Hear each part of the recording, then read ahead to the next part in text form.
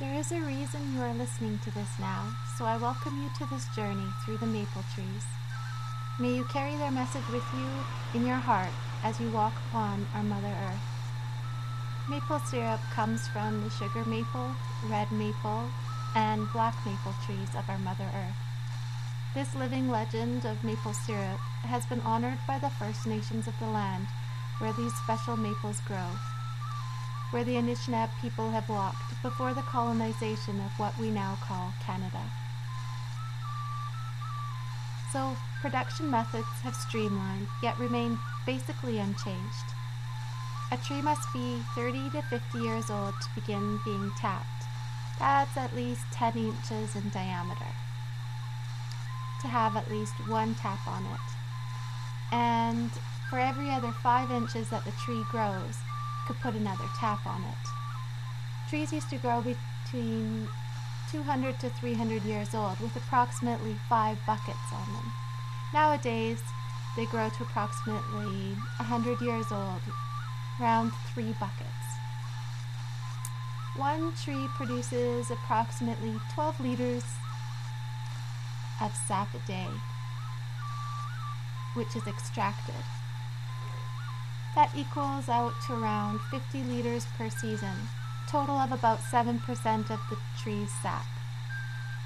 So by boiling around 50 liters of tapped sap over an open fire, creates just 1 liter of syrup. Now, there's something really important about this maple. There's a grace period of 4 to 6 weeks that the syrup can be tapped. The temperature must be freezing nights, followed by warmer days. The coming of spring transformation works within the very core of these trees.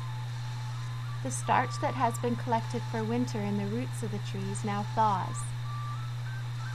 The starch transforms and rises up the trees, becoming the xylem sap from which we tap.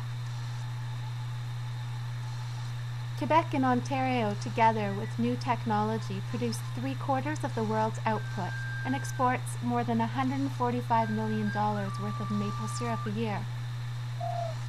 These trees have a message for us. They're asking and they're telling, we must change the way we are living. With 6 to 10 degrees warming, we won't have maples. Our governments have put in laws to regulate CO2 emissions. But some amount of climate change is already in the works and it can't be stopped. That's bad news for sugar maples and sugar makers. The giants of the past are already dead or dying. There used to be trees 200 to 300 years old. You could hang 5 buckets on them, Frank Carney said in 2003 before he passed away. We don't have any more growing like that. So we have a legend to carry on for our children, and it's in our hands now.